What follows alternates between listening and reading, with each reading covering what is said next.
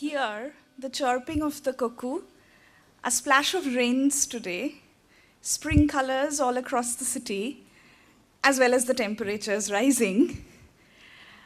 A beautiful evening today to celebrate Ambedkar Jayanti. Welcome to all of you for the celebrations. As we remember Ambedkar throughout the evening, let me first begin by wishing everyone a happy Bihu, a happy Baisakhi, Vishu, Ugadi, and Shubho Noboborsho. It's that time of the year.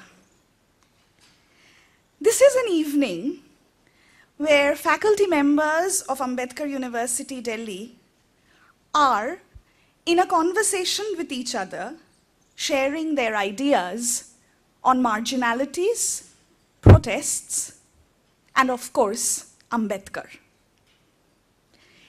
But it is also an occasion to not just collectively reflect upon Ambedkar's visions, but also get together as a community.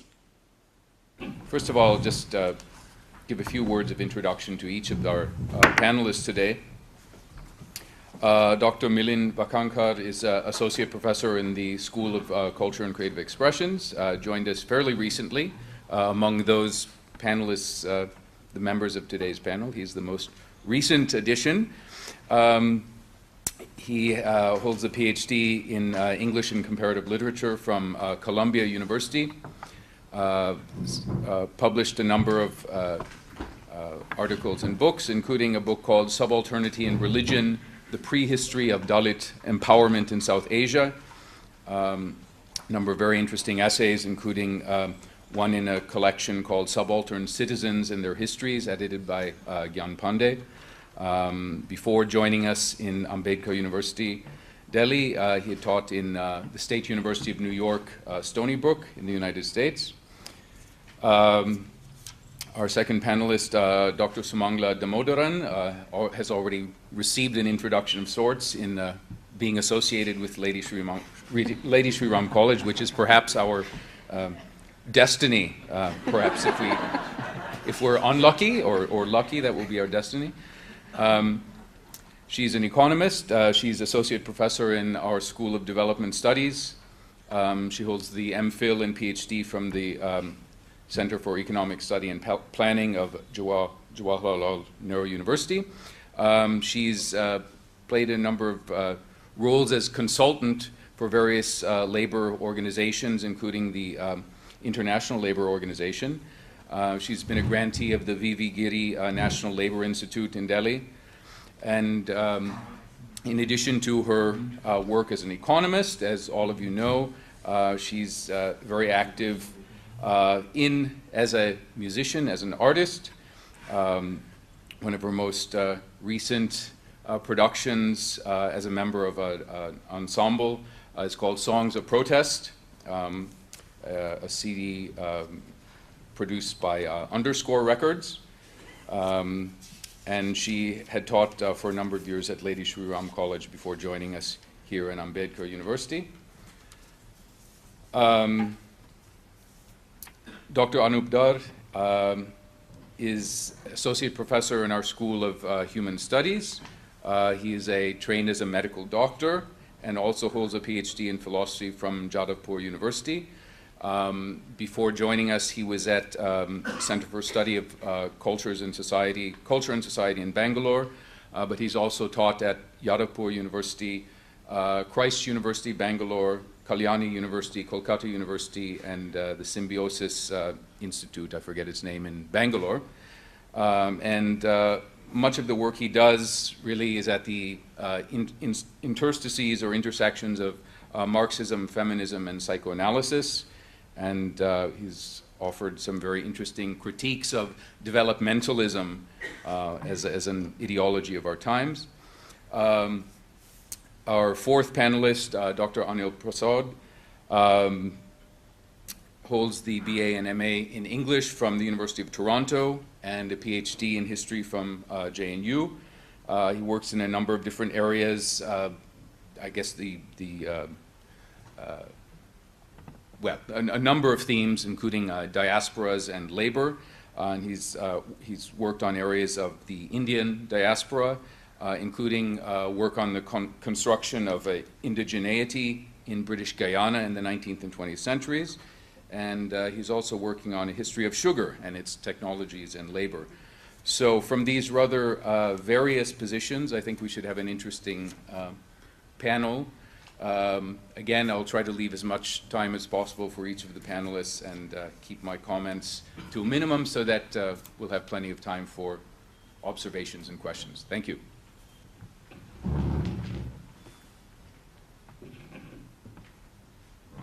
Thanks, Dennis. I'm going to actually take a slightly different track from Professor Menon, and a lot of what he said was so profound and so moving that in fact, I'm happy that there are many things that I would have said that I can actually leave out. And essentially what I'm going to do is to try and take your mind in a slightly different direction, not in the direction of equity and social mobility, not necessarily in that direction which one would call, which has a certain horizon, a certain kind of peras, not the direction of, let's just say, the future, right? But something like what happens in Dalit movements, in movements of communities that have experienced oppression for centuries, which is something like a movement toward the past. And I think what is interesting about the turn toward the past in such communities is that it is usually not amenable to conventional historiographic analysis. So I think there's something, if one looks carefully at the terms and the concepts thrown up in the recovery of the past, one would actually begin to question even such words as, such terms as recovery. The challenge to social science, I think, lies therein, that in fact, what does it mean for a movement that is pitched toward the future, toward a certain kind of electoral success, for better or for worse, toward a certain kind of upward mobility? What does it mean for that movement to reflect on its past? And I think that freight of the past, that turn toward the past, is not something that is indifferent, that is done indifferently. Phenomenologically speaking, one might say it is a backward turn which is dramatic. One could use a term in the work which figures in the work of somebody like Schelling, the late 18th century philosopher, which is something like a throwback, or to use a term that we are more familiar with, something like a backward loop. I want to understand what this means, because it seems to me that both our notion of the subject and the object of history undergo dramatic changes, and the very notion of history, or the concept of history, and I would go so far as to say the history of the concept, undergo dramatic changes. I'm actually referring to something that has been spoken of late, especially in a very interesting and very important book brought out together by Sundar Sarukkai and Gopal Guru, called The Cracked Mirror, which is really about the politics of experience. In fact, as almost every page of that book tries to point out, the nature of the experience that is being referred to in the Dalit movement, especially in the work of somebody like Ambedkar, is a notion of experience that is in some sense at an angle to what can be recovered by the standard methods of social science. And some of my earlier work, I tried to talk about how that turn to the past is best reflected in the problem of how to look at the religiosity of subaltern movements. And I just wanted to point out that subaltern, in the standard definition of the Subaltern School of Historians, it refers to the demographic distance between the elite and the non-elite. Or another way of talking about this is, subaltern refers to those who do not have access to lines of mobility. Right?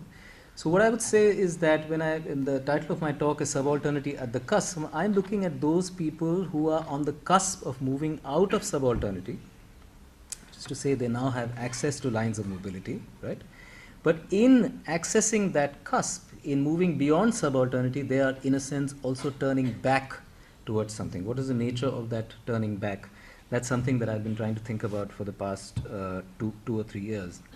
The most important thing that one has to bear in mind, and this is why I'm moving away from the question of religiosity per se, is to look at the nature of, to borrow a phrase from Stuart Hall, one might say soul work or soul engineering that is involved, right?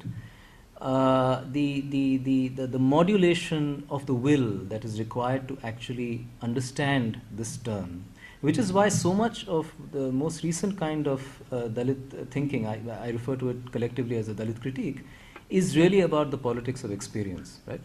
Now, experience is a term that raises many eyebrows in strict academic philosophical circles, because it is considered to be a term that is lacking in many of the more rigorous modulations that one would give to the relation between the understanding and the will, for instance, or to understanding and reason, and so on and so forth. So experience can always be dismissed as a merely empirical postulate, as opposed to something which would demand a much deeper understanding of the essence that is behind experience itself. Right? So there are various ways in which you can complicate experience philosophically, phenomenologically, and so on.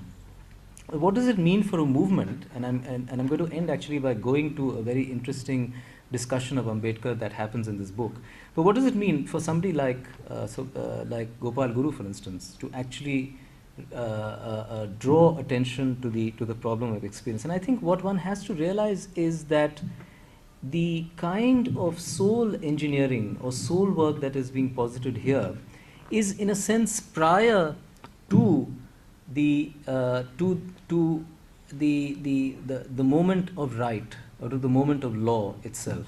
It is prior to something like subjective spirit, right? It is something that comes prior to constitutionalism, prior to the engagement with the law. And I think, again, with somebody like Ambedkar, this is a very, very interesting problem that you see in his trajectory. Somebody who is at once committed to a certain kind of self-understanding, which is why throughout his, and especially later in his life, is very involved with the question of whether Buddhism would be the way out for Dalits. And on the other hand, of course, he is the founding constitutionalist of this country. So what does it mean to posit a form of modulation of the will that is posited prior to the engagement with the law? And I think that is where experience seems to speak to us as a very, very important, precisely because it is anterior to the law itself, right?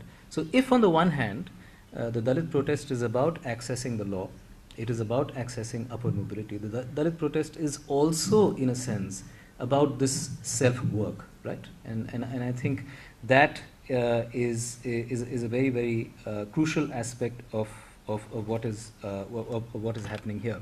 So there is this passage in this book, Cracked Mirror, which came out I think last year, where Gopal Guru is discussing. The book has there are many places where he actually contrasts Gandhi and Ambedkar, and this particular moment is when he's talking about, as you all know, when Gandhi first appeared from South Africa. One of the first things he did was to tour the country, and he continued doing that throughout his life. He talks about how it was, in a sense, easy for Gandhi to do that, right?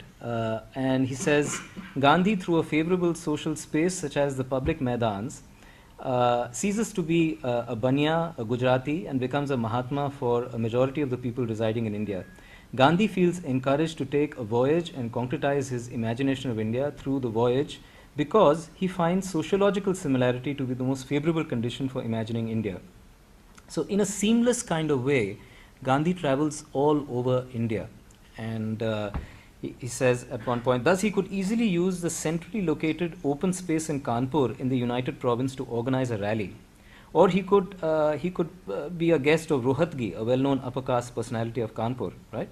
These, and I'm sure all of you can come up with examples of this kind. They could be multiplied into a huge number depending upon where exactly in the country Gandhi was visiting at a particular point in time. And he says it's also the Indian Railway, in fact, that made a lot of these Gandhian voyages possible. Then, and this is what I found very, very interesting, he goes on to talk about Ambedkar, and he says, Ambedkar did not have this choice. He and his social constituency open up only horizontally, moving from one Dalit wada to another across the region. Thus, when he went to Kanpur, he stayed with a person of his caste, Sonkar, and addressed the assembly of the untouchables only in the untouchable locality. So you can imagine Gandhi addressing these great assemblies in a Maidan, and Ambedkar having to relegate his public speaking to the untouchable quarters, right? His voyage across the country landed him in different Dalit colonies in Kanpur and Agra in the north, and Belgaum and Kolar in the south.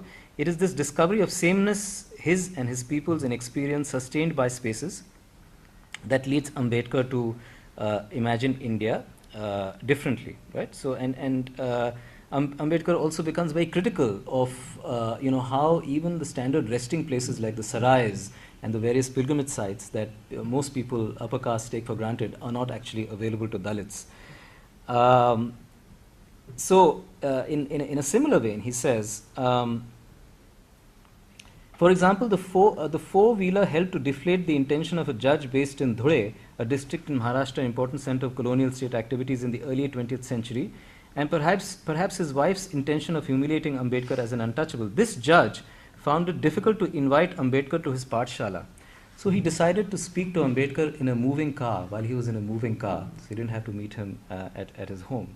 The cost of the fuel, this is Gopal Guru, the cost of the fuel that was being burnt in the process was much less than the social cost that the judge would have suffered if he had taken Ambedkar home. Those upper caste individuals who showed the courage and took Ambedkar home had to pay a much larger social cost. Those people, upper caste people who actually housed Ambedkar, ended up getting into big trouble with their upper caste peers, right?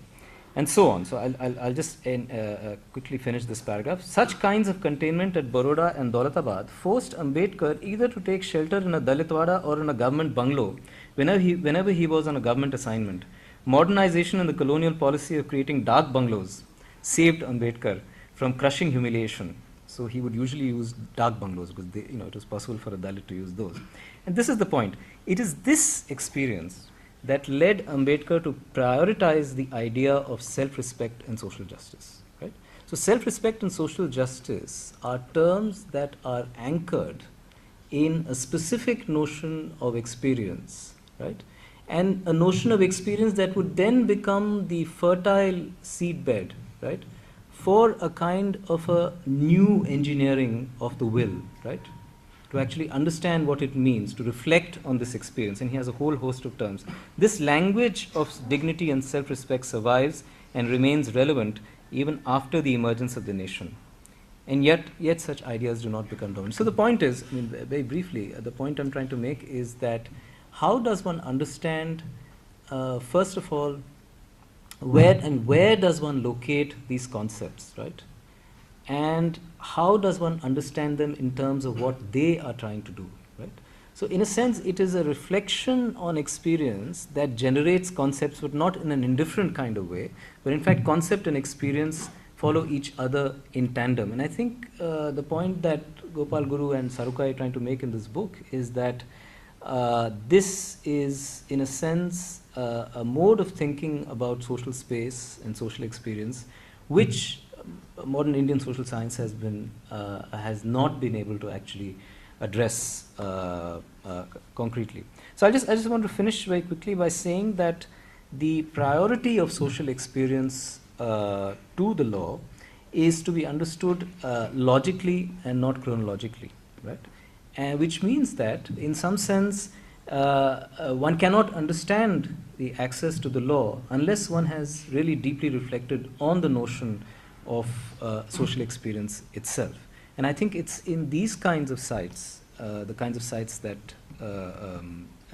Sarukai and Gopal Guru point out, that one can actually try and question some of the basic notions that we take for granted, such as time, such as space, such as history, such as custom, such as tradition, and so on and so forth. So I'll end here. Thank you.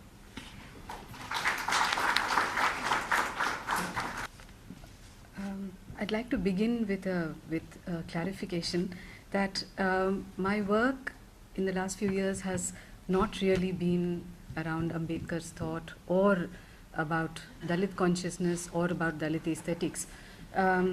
And so I'm afraid that some of the things that I might have to say today might not be directly relevant to questions that are being addressed in the context of Ambedkar's thought. However, I'd still like to put across some ideas, which, after hearing what Milind had to say, I think would address questions of experience quite significantly, because I think it's in the domain of aesthetics and its relationship with politics that questions of experience come in perhaps more directly than sometimes indirect political practice. So I'm hoping that there would be a conversation possible between what Milind is saying and what I'm going to put across. Now, my work in the last few years has been about the relationship between aesthetics and politics, or more specifically, music and politics. It began with an investigation of this relationship in the formative years of the Indian nation, in the transition period between the last few years of colonialism and the post-colonial dispensation. In this period, art and culture were a distinct mode through which the new nation was being imagined, and the anti-colonial struggle, at least from a radical fraction, distinctly saw the role of art in politics and as politics. Cultural and literary formations from this radical fraction, and when I say radical fraction, I'm not limiting it only to one or two organizations, but to a set of people who were interested in interrogating the nation as much as occupying the terrain of the nation as a concept. This radical fraction addressed issues of emancipation, subjugation, and identity, often in conflict with each other, but expressed through music, dance, writing, theatre, and the visual arts. While using cultural means to express opposition to colonialism, they were engaged with modes of depicting as well as forging multiple horizontal solidarities as well, which were not only concerned with the territorial entity of the nation. In doing both, the experiments as well as thinking in this period, unfolding through what I have called a radical impulse, were powerful and engaged critically and reflexively with the highly contested terrains of the nation, of quote-unquote the people, and of internationalism. Illustrated by the experiments of the Progressive Writers Association and the Indian People's Theatre Association, but by no means limited to them, the Indian radical cultural movement was an important one among many such movements that arose from the early 20th century in different parts of the world. Those that were engaging with emancipatory ideas within the context of colonialism and its aftermath in the countries that had been colonized, as well as in those where emancipatory projects were being shaped through questions of race, class, and ethnicity outside of formal colonial subjugation. Ambedkarite thought came up in this very period of transition, and there were intense interactions from the early 1930s between left-wing cultural activists and Ambedkar. I have not worked specifically on the tradition of Ambedkar or on Ambedkarite cultural formations, although I have come across interesting historical evidence on the making of urban and working class identities in early to mid 20th century Bombay, where some of the issues that I am going to foreground have come up through actual cultural practice. Ambedkar's presence and ideas were crucial in informing the politics of radical cultural formations in those years, especially in the city of Bombay. The radical aesthetic, I'd like to argue, addresses important questions of power and powerlessness, dominance and subjugation around the categories of the nation, the people, and identities, old as well as newly imagined. I'll focus here on how these questions get addressed through music. To begin with, one of the foundational concerns of the radical aesthetic has been of representation. Why, who, what, and how to represent. The period from the late 19th century had seen the ordinary person struggling to emerge as a legitimate subject of history and art through an iconography of the people as they are, depicting, recovering, collecting, reproducing the music of diverse kinds of people of lost or marginalized indigenous traditions was a major exercise all over the country in India as well as in different parts of the world. In China, for example, radical musician Guo Moro urged cultural activists to be a phonograph, an interesting reference to colonial and social marginalization refracted through technologies of modernity. The task of representation in giving voice in this literal sense of bringing back the ordinary person and her craft center stage against much opposition and ridicule from the colonial and social establishment was being expressed in such a wide-ranging way for the first time. By its very nature, it was an exercise in pointing out the basis of exclusion, one of self-reflexivity and self-critique. This recovery and reproduction, or in fact, going back to the past, which I'll come to in a minute, was also one that allowed new imaginaries to be expressed, of forging comradeships that crossed existing divisions and identities based on region, tribe, caste, and gender. It became part of an alternative imagining of a nation, an alternative that had a tense relationship with mainstream nationalism.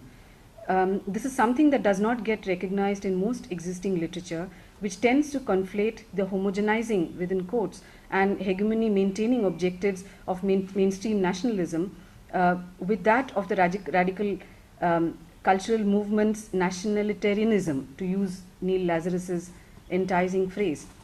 What I'm pointing out here is not that the questions of why and who to represent were addressed completely or satisfactorily by the radicals. In fact, it was a very, very fraught terrain, but that the minefield of contradictions and ambiguities that was opened up by a diverse notion of the people and people's music was a genuine exercise and an important beginning towards an inclusion and democratization project. The question of the marginal in music also came up in terms of claiming the past or using the past. And this is something that happens extensively in India. It also happens in many other contexts, in the colonial countries, but also, for example, in the US from the 1920s until the 1950s, the idea of the usable past.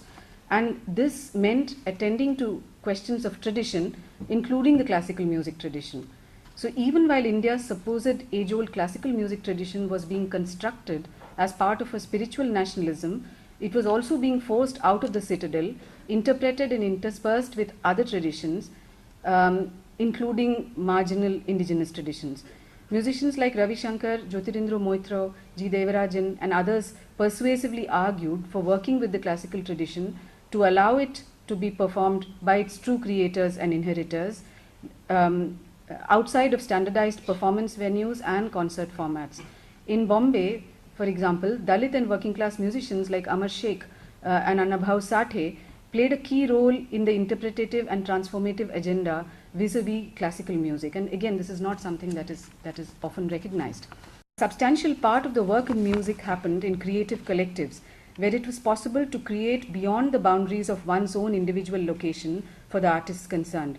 These collectives or communes, as they emerged and functioned in different parts of the country, became the locations where aesthetic sensibilities were exchanged, genres explored, transcreated, and transformed. What I have found in looking closely at the musical creations of people as varied as Ravi Shankar, Amar Sheikh, Dashrath Lal, Babu Raj, Prem Dhawan, Binoy Roy, Anubhav Sathe, to name a few, is that the very process of listening differently, expressing spontaneously, and interpreting what was heard generated musical forms that are difficult to classify as authentic or not. Further, the aesthetic acuities that get unleashed as a result of the exploring of multiple identities by individuals result in active appropriations and transformations of the forms associated with these identities. In fact, from the music, it is possible to see how people of different social origins negotiate class and non-class identities through their music, respond to similarities and differences between each other, and in the process craft new forms. It is unfortunate that in more contemporary assessments of creative work in such radical collectives, mechanical binaries such as Dalit versus upper caste or elite versus subaltern musicians tend to ascribe singular and immutable identities to people involved in creative political work. This is not to understate the potential and actual conflicts that happen in this complex endeavor of imagining a radical emancipatory project, but to state that the creative output itself, and this creative output that is informed very, very strongly by experience, this output itself does not reveal the immutability of singular identities or the mechanical perpetuation of centuries-old exploitative practices within such movements. I'll end by telling the story of a song that I found in South Africa about 4 years ago. A song which is called Parna Jhanda Ye Niche Jhukana.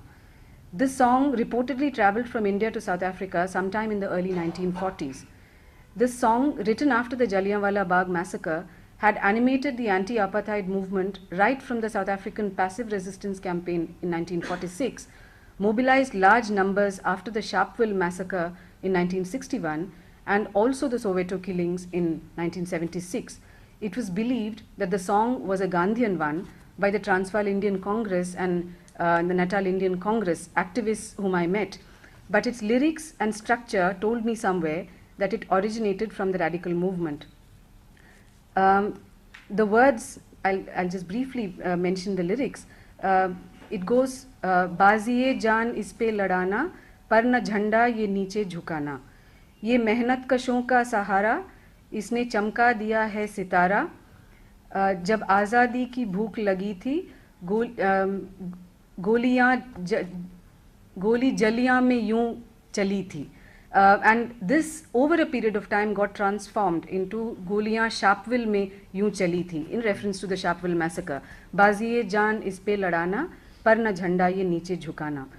In my own documentation and archiving efforts, this song had not come up, and I wasn't able to trace it through the people that I had been in touch with, including the veterans from the generation of the 30s and 40s.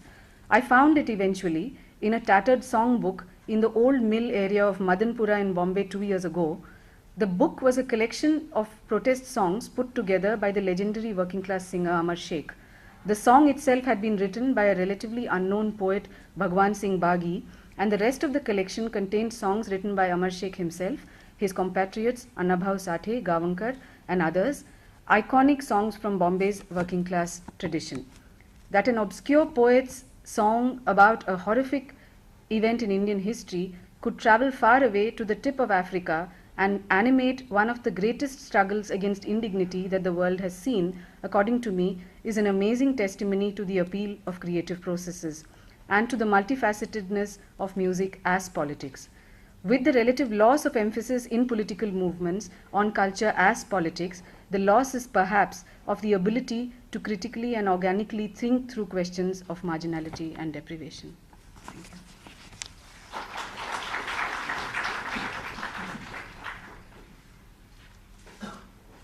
In introducing the panelists, I realize I neglected to give the titles or tentative titles of their presentations, but no, they do mean something. Subalternity at the Cusp is the first, and Music and Marginality. Anoop's What If One is Already Included, and Anil's Behind the Bench, Pollution and Conversion in One Act. Anoop.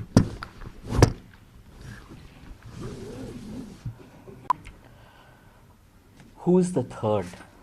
Who walks always beside you? When I count, there are only you and I together. But when I look ahead up the white road, white, all too white, there is always another one walking beside you. Who is the third? Who always walks beside you? Gliding, wrapped in a brown mantle, hooded, touched with untouch. Who is that on the other side of I and you? This paper is about a third, a quick reflection on the third. A third born in turn out of a reflection on Ambedkar's experience, as Milind was rightly pointing out in that Gandhi-Ambedkar travel dialogue, literally a travel dialogue, on Ambedkar's experience of being outside the fold, and this is his paper, Outside the Fold, and Foucault's genealogy of the thought of the outside. and that marks the distinction for me. It is about the question of the empirical outside or the experience of being outside and the concept of the outside, the thought of the outside. It is also about the mutually constitutive dyad incumbent upon us nowadays, inclusion, exclusion. Again, at times empirical, at times conceptual, and the question of giving voice to the unheard, which could be examined in the context of the developmental state, and that is where it's coming from, and also in the context of higher education, as Professor Menon put it so well. I would like to ask today, at least, one question. What if exclusion is not the only problem we are confronted with anymore? What if inclusion and the terms of inclusion is the new problem we are confronted with, given global circuits of meaning, given new global fashion that is incumbent upon us? What if one is always already included within a larger framework, included within what could provisionally be called, through Foucault, the archaeological?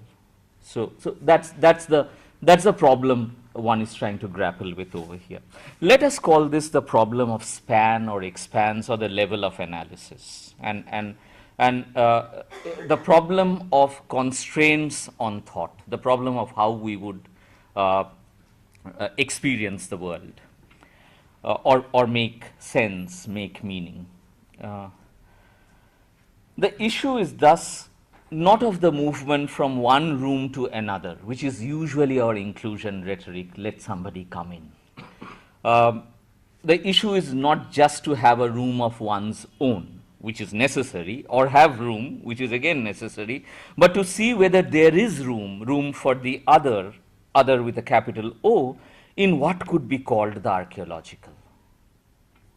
One has to see over here the debate between Gandhi and Ambedkar on the Indian village. Ambedkar suggests how, quote, the Hindu village is a working plant of the Hindu social order. Metcalfe saw village communities as little republics. Ambedkar perhaps sees them as republics of humiliation. To him, quote, the Indian village is the very negation of the idea of a republic. So in that sense, this takes me to problem number 3. What if exclusion is not easy to remedy, given errors of commission as against errors of omission, given foreclosures as against mere putting aside? It is not that we have forgotten to invite someone, but that our structures are conditions for exclusion. Let us call this problem the argument of psychoanalysis. What if to touch the untouchable, to inaugurate touch, to be touched by the other, and be touched for the other, requires a fundamental resignification of our forms of life, not theirs? Requires maybe the tropological inauguration of a subject, requires a critical relation with the nodal points of our social, not theirs. What if, problem 4, the critical question is not, as Freud shows in Mourning and Melancholia, who is included, but what is included? Let us call this the problem of perspective. The real task, and I'm daring to say real task, or the real of the task, is to include not the student, but the student of the student, or the student in the student at the university. The real task is not to include the Dalit or the tribal student, but the Dalit or the tribal of in the student. Which is perhaps why Ambedkar says, quote, Hindus cannot destroy the caste system without destroying their religion. And I've often wondered, what did he mean by this? And that takes me to where Professor Menon ended, that inhabiting structures and breaking out of it, the tragic moment over there. And when Ambedkar says, Hindus cannot destroy the caste system without destroying their religion. The Indian state moves from one who to another who. Ambedkar perhaps marks the what. the what of exclusion inclusion, the what of what I would call provisionally humiliation. Milind, I'm going to the other book of Gopal Guru, not this one, where humiliation perhaps exists between exploitation oppression as emanating from secular ideological traditions and suffering as emanating from religious traditions. And humiliation, in an interesting way, marks an in-between, which is not a midpoint. And consequently, the what of social affirmation or justice and affirmation, as Milind rightly pointed out, not reduced to constitutional essentialism. This is important because the context of public discourse in India seems to be dominated by a pet language now: democracy, civil society, secularism. And one needs to ask whether terms like equality, justice, and freedom accommodate the essence of humiliation and the longing for what you are calling self-respect. Perhaps, and here I'm a little uncertain, the twice born character of Indian civil society overwhelms the essence of constitutionalism.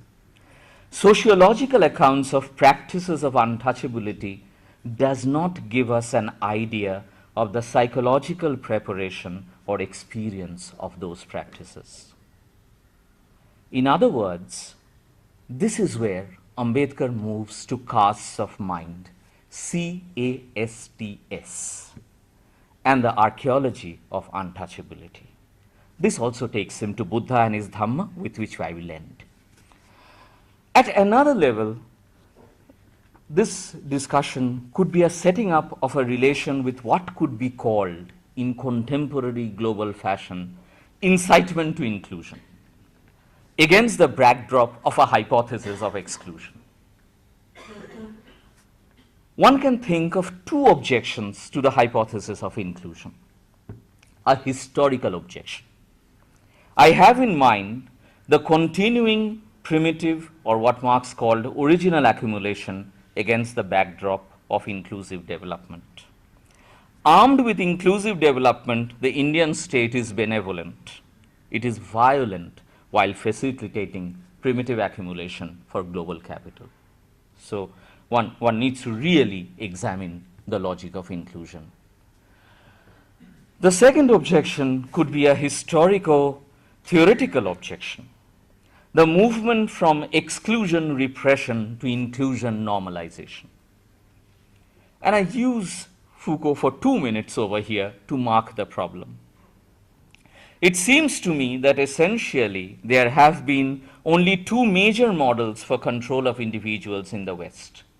One is the exclusion of lepers, and the other is the model of the inclusion of plague victims. So inclusion is not innocent. I think we still describe the ways in which power is exercised over the mads, criminals, deviants, children, and the poor in these terms. Generally, we use exclusion, disqualification, exile, rejection, deprivation, etc. So, in a sense, negative concepts, an arsenal of negative concepts. However, there is another model of control that seems to me to have enjoyed a much wider and longer success. Plague replaces leprosy as a model of political control, and this is one of the great inventions of the 18th century. We pass from a technology of power that banishes or represses or marginalizes to a fundamentally positive power that fashions, observes, knows, and multiplies itself on the basis of its own effects. So inclusion within normalization is a question that needs to be taken into account. Foucault leaves us with a problem over here. And the question to me is this, a question analogous to the one raised by both speakers. What then is the archaeology and genealogy of our models for control of individuals? How do we control individuals as against the two major models in the West, leprosy and plague? There have been and will be other distributions of power. How do we make sense of that? One thus has to be sensitive to other distributions of power, and I see something in Ambedkar over here when Ambedkar talks of graded inequality. not inequality. Ambedkar shows how the type of inequality from which caste-ridden society suffers is of a different kind, altogether irreducible to the bourgeois proletariat, white-black, or more abstractly the friend-enemy model, because its logic divides the dominated groups through obsession with the hierarchization of small differences. The relation with inappropriate others, inappropriated others, appropriated others is not a straightforward relation. What Ambedkar calls subordinate imitation and the reduction of the other to a dwarfed image of the self complicates the relation. So it's not easy to set up a logic of inclusion. This brings us to the other problem, the problem of presencing as against absence or silence, or absencing.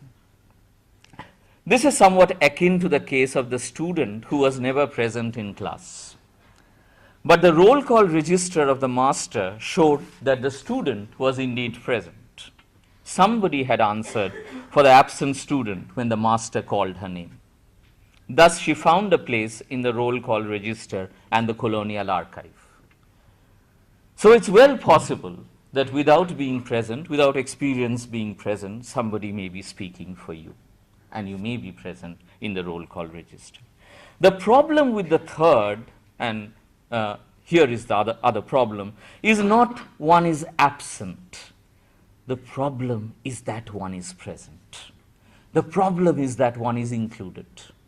How and who has included is the real problem, perhaps. And it is well possible that the much abused figure and trope of the third world woman would come to represent the lived experiences of women in the informal sector as well as in households not tied to circuits of global capital. This is how the Gender and Development course runs. It could well be possible that Durbar Mohila Samanway Samiti comes to represent Daulati, the bonded lower caste labor turned prostitute in global circuits of meaning and funding. It's well possible that the third or the new subaltern is there as raw data in this age of data retrieval, while all the while she was or is never there. Someone else sees to it that she as the absent third is represented in the register, and that becomes another problem of inclusion. It is here that Ambedkar raises the problem of explanatory or interpretative models. He shows in a paper titled Castes in India, Their Mechanism, Genesis and Development, how to advance a theory of caste. One needed to confront head-on Western authors whose explanations of caste rested on theories of racial difference, and that is one more problem. This takes me to again the contemporary, I would call it the historical premise, where, and I quote the World Bank, promoting social inclusion is an important objective of the World Bank. While the social, cultural, and political determinants of social inclusion may be beyond the scope of social risk management, it is essential to recognize the causes and consequences of social exclusion and to design strategies that address these issues. And the Indian state is party to this rhetoric now. Given a mixed economy, the post-independence path fixed by the Indian policymakers was that of centralized allocation of resources, which led to state-directed control of market economy. First growth and then growth with redistribution became the mantra of the Indian state-sponsored development objective for a certain period. Finally, the era of liberalization policies began with the decontrol of market economy, but this clearly showed, as Professor Menon was also trying to show, the initial emphasis was back, and this showed that growth with the second objective of redistribution relatively demoted. This was the period 1991 to 2004 perhaps, and as the benefits of economic growth were soon found to be accompanied by exclusions, rising income inequalities and equally obstinate social inequities, the attention reverted back to the question of income gap and poverty once again, and in that context, a reassessment of the transition route of the Indian economy was seen as essential, somewhat post 2004 perhaps. This inaugurated the framing of the concept of inclusion. So the very concept of inclusion has to be marked in this history, though it's coming to education, but it's coming from the developmental sector, and it's coming from a larger question which is tied to political economy. But what is inclusion? Social encircling, human embracement, encroachment into, encompassment of. Or is inclusion the involvement of an organ, the spread of a malignant disease, the involvement of the spleen and liver in, say, gastric carcinoma? Doctors speak of inclusion, and there it means the tumor has spread to involve another organ. And it's interesting to not just look at the social science understanding of inclusion, but say over here the biological understanding of inclusion, which gives us a completely different sense of inclusion.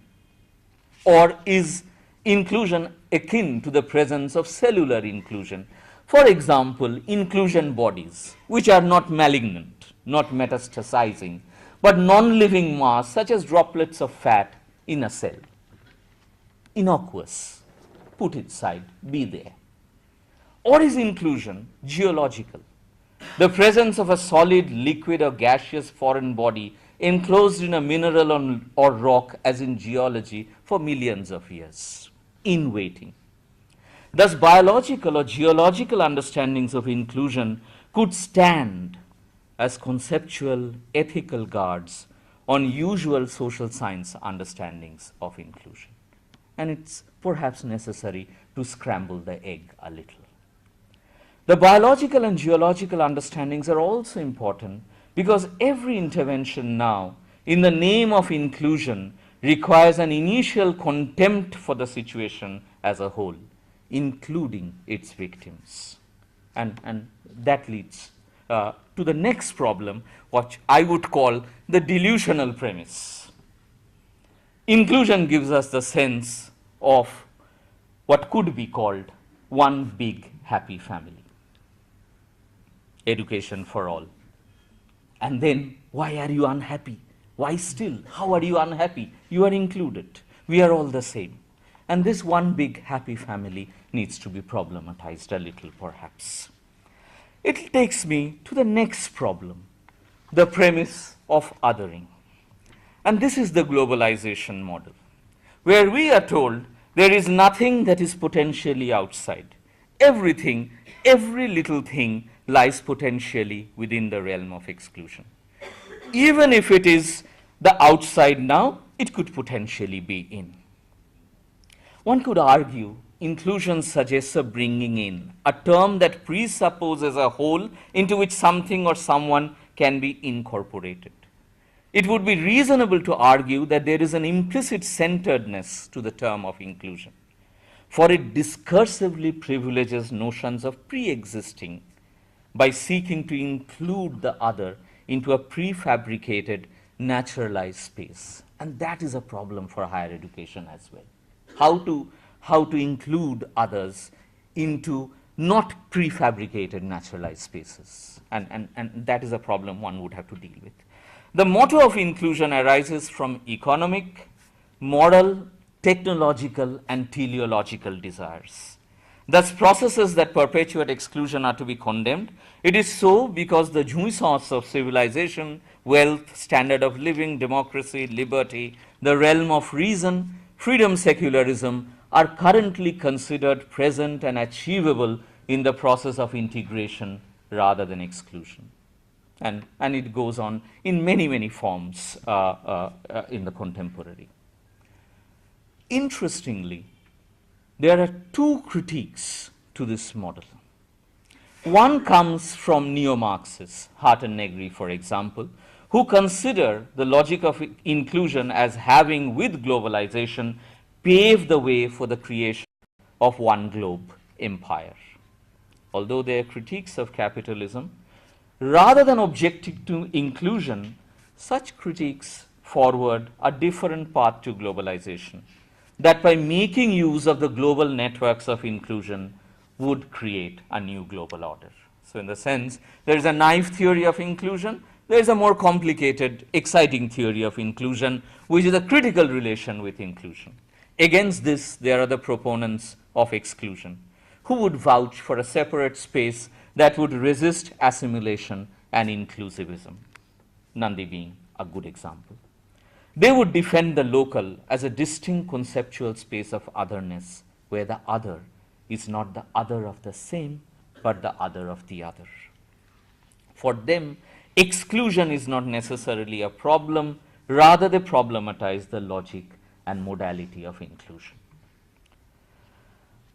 This takes me, I have 5 minutes, Dennis?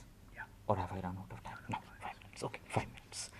This takes me to one problem that I cannot really develop today, the problem of the other. What is this thing called the other? And any model of inclusion or of social justice, social affirmation requires perhaps a relation with this philosophical premise, the other. And here I think of the body of literature that has taken the thought of the outside seriously and have tried to really grapple with the question of the other. And I'm not getting into big names, but only raising one problem pertaining to the other. The problem of the inassimilable, let me call it. The problem of the inassimilable, in the sense that, can one imagine a logic and language which does not reduce the other to the logic of the same? And that is a problem of what we would call the problem of alterity, the problem of the altogether other, which transcends mere finite experience. And here comes the question of the ethical primacy of the other over the ontology of the same, and how to remain open to the phenomenology of the other, how to move beyond a naive politics of inclusion, a politics of inclusion that does not suspend ethics and that does not render ethics subservient to politics, subservient to a politics often tied to statism. The final problem is Ambedkar himself.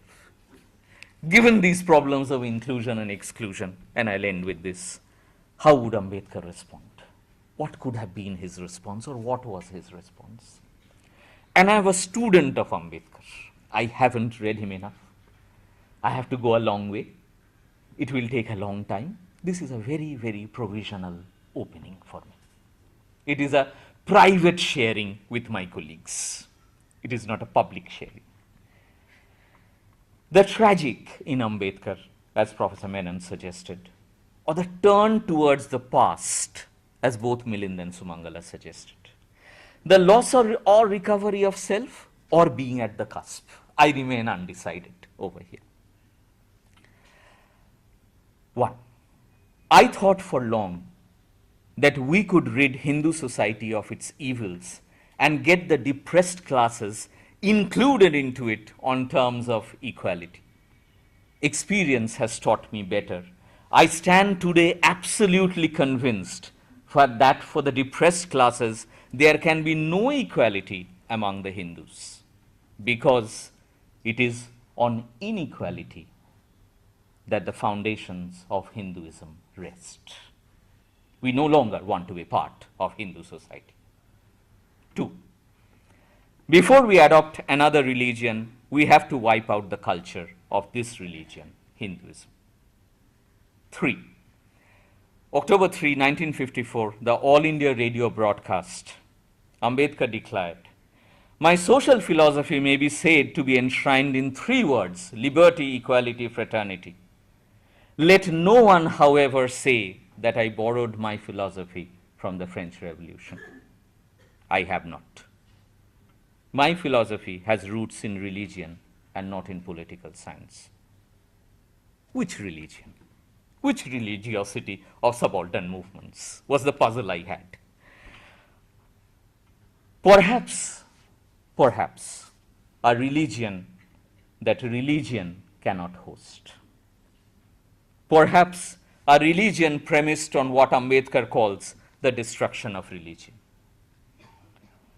What the Hindus call religion is really law, or at best legalized class ethics, leading to a more or less anxious and servile conformity to externally imposed rules. Such a religion must be destroyed.